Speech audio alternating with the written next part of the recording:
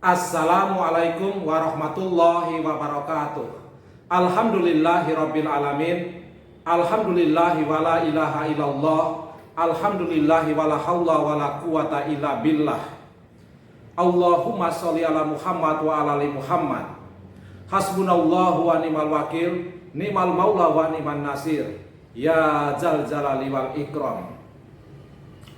Insyaallah pada kesempatan kali ini saya akan menjelaskan tentang panduan Hari Raya Idul Fitri dan Idul Adha.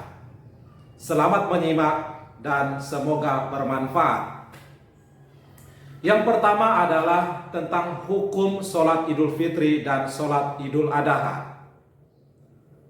Menurut pendapat yang lebih kuat, hukum sholat Id adalah wajib bagi setiap muslim, baik laki-laki maupun perempuan yang dalam keadaan mukim.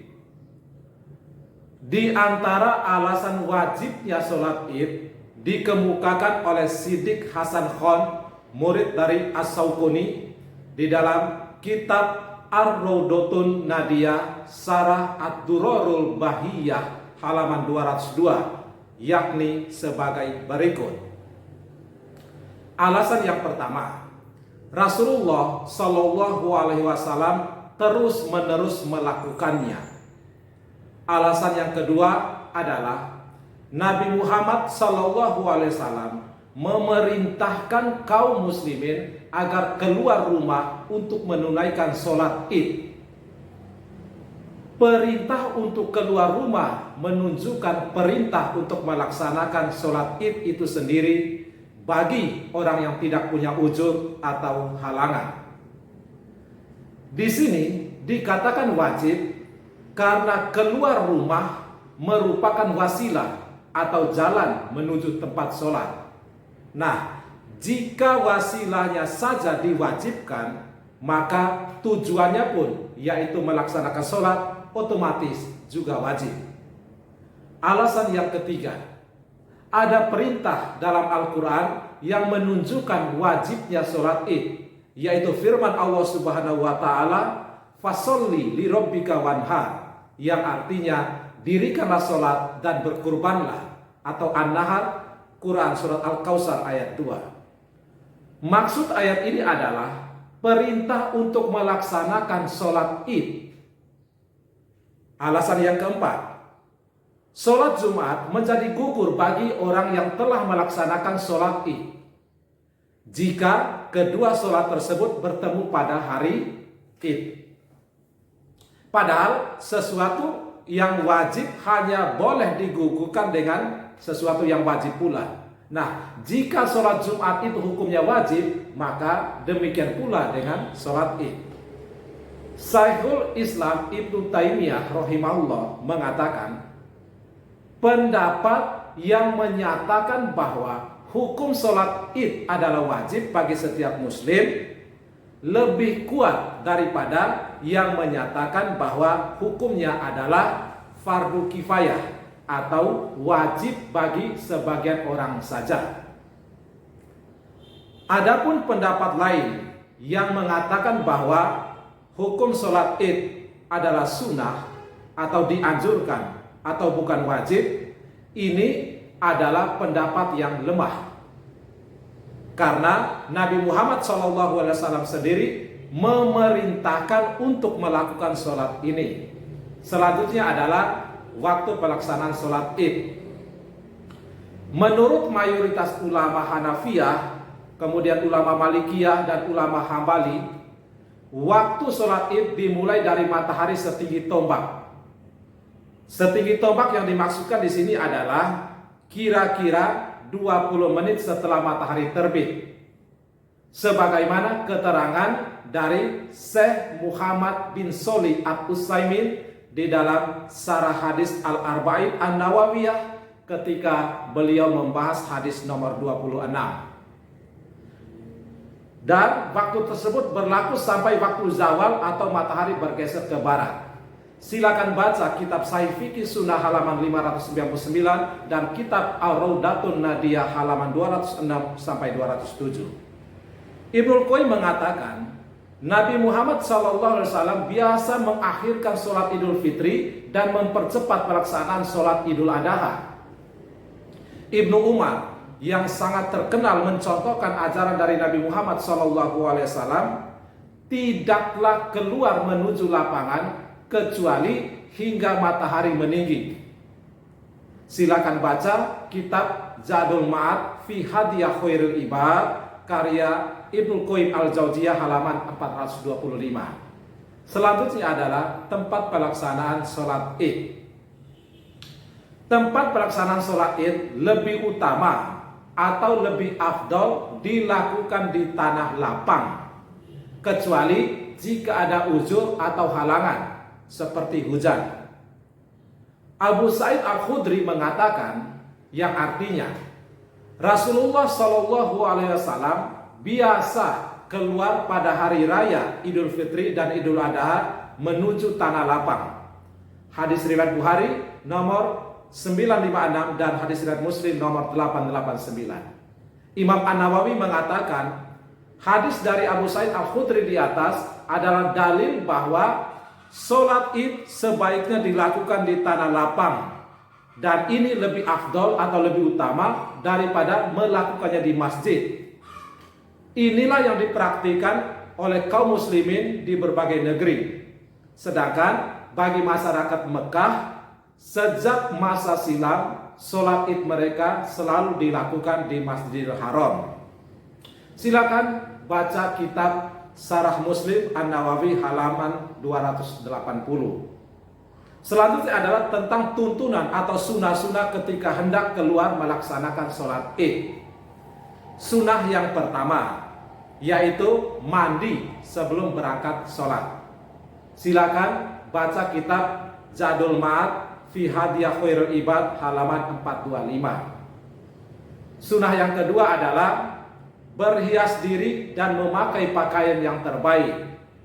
Silakan baca kitab Zadul Ma'ad fi Hadiyah Khairul Ibad halaman 425. Sunnah yang ketiga adalah makan sebelum keluar menuju sholat Id. Ini khusus untuk sholat Idul Fitri ya.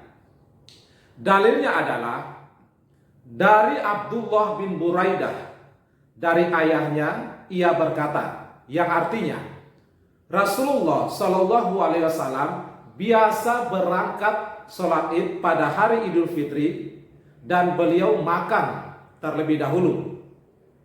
Sedangkan pada hari Idul Adha beliau tidak makan terlebih dahulu, kecuali setelah pulang dari sholat Id baru beliau menyantap hasil kurbannya. Hadis riwayat Ahmad nomor 352. Syekh Su'aib Al-Arnaud mengatakan bahwa sanad hadis ini hasan. Sunnah yang keempat adalah bertakbir ketika hendak sholat Id. Dalam suatu riwayat disebutkan yang artinya Nabi Muhammad SAW biasa keluar hendak sholat pada hari raya Idul Fitri, lalu dia bertakbir sampai di lapangan dan sampai sholat hendak dilaksanakan. Ketika sholat hendak dilaksanakan, beliau pun berhenti bertakbir. Silakan baca kitab As-Sahihah, kitab Silsilah As-Sahihah nomor 171. Syekh Al-Albani mengatakan bahwa riwayat ini sahih. Sunnah yang berikutnya atau sunnah yang kelima adalah menyuruh wanita dan anak-anak kecil untuk berangkat sholat Id.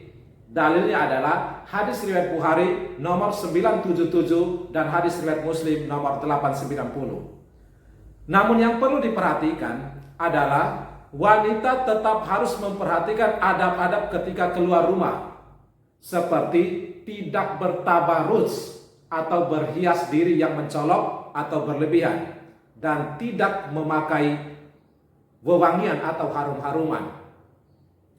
Sunnah yang keenam adalah melewati jalan pergi dan jalan pulang yang berbeda. Dalilnya adalah dari Jabir, beliau berkata, yang artinya Nabi Muhammad SAW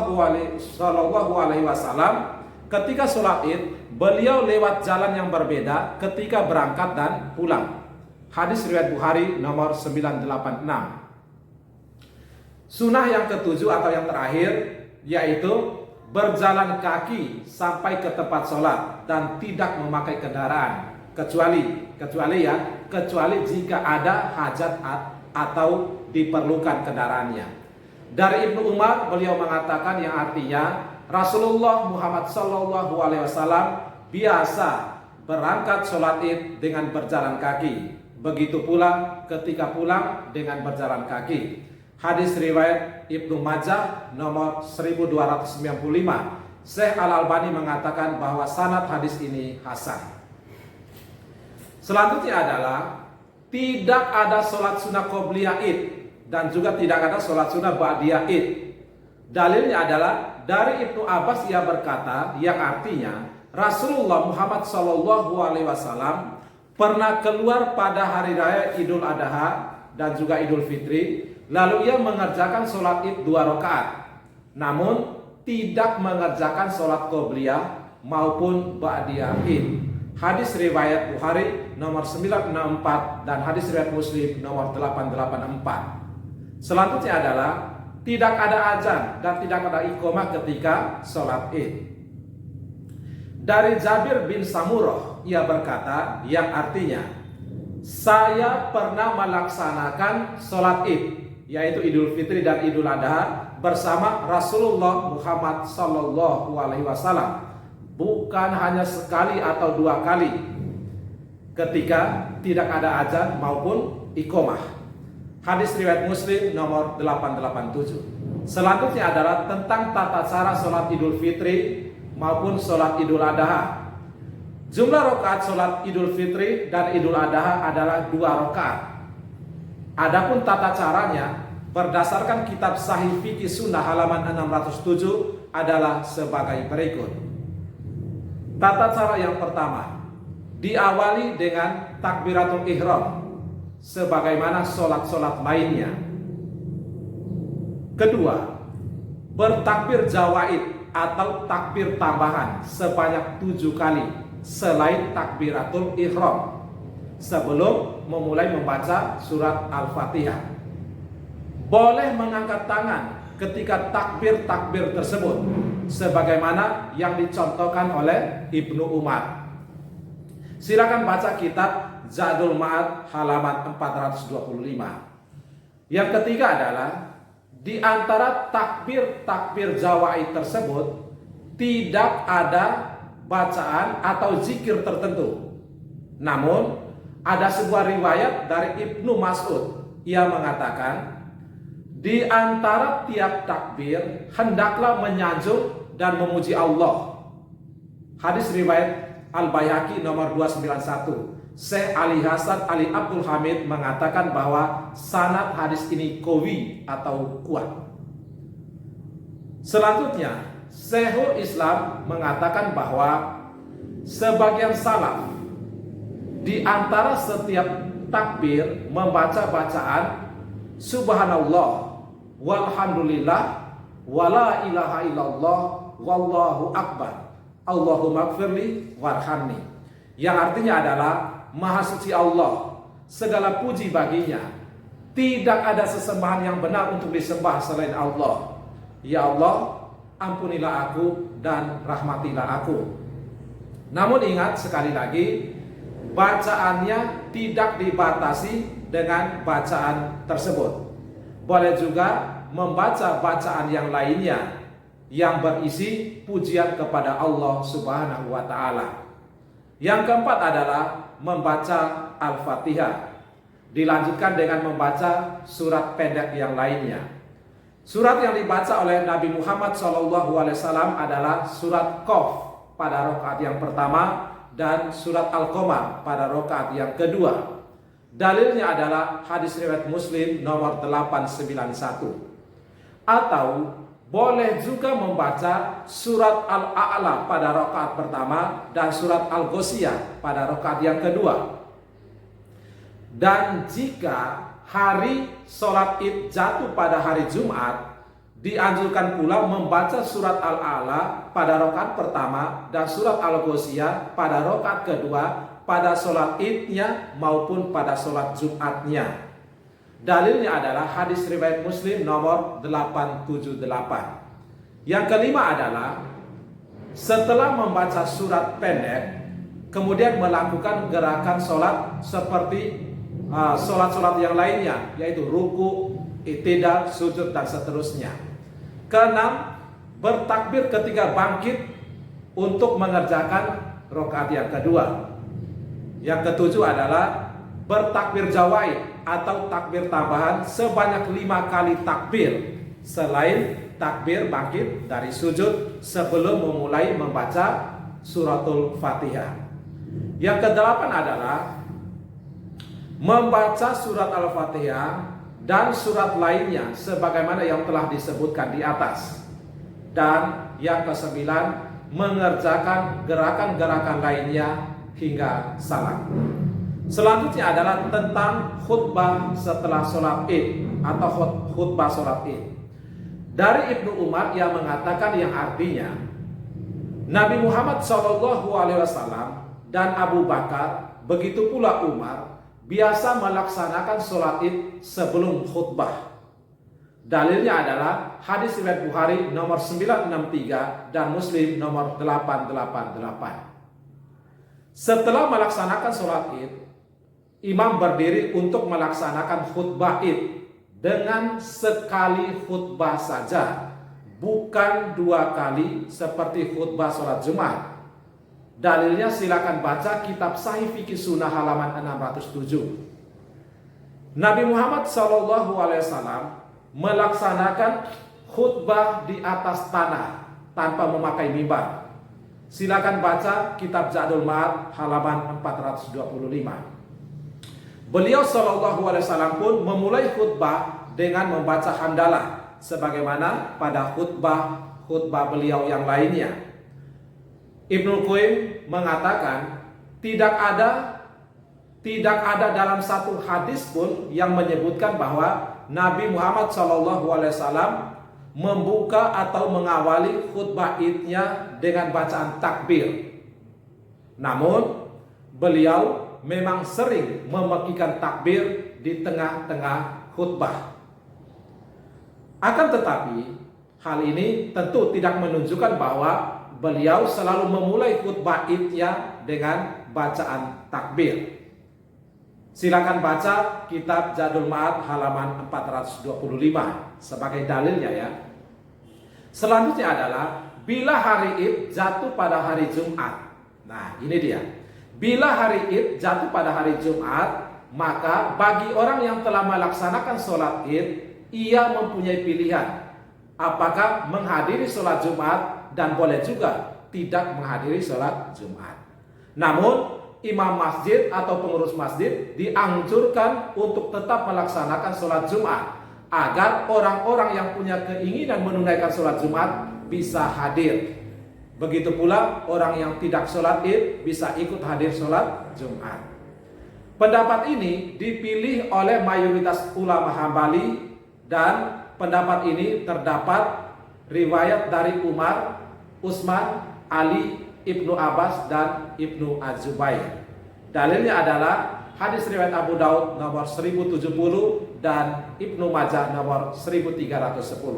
As-Syaukani dalam kitab As-Sailul Jarrah halaman 304 mengatakan bahwa hadis ini memiliki sahih atau riwayat penguat. Saudara-saudaraku yang dirahmati oleh Allah Subhanahu wa taala, semoga Allah Subhanahu wa taala menolong kita dengan memberikan kesempatan dan kemampuan kepada kita untuk senantiasa melaksanakan sholat Idul Fitri dan sholat Idul Adha, sehingga kita mendapatkan keselamatan dan kebahagiaan hidup yang hakiki di dunia ini hingga kelak di surganya Allah Subhanahu wa taala. Amin ya rabbal alamin.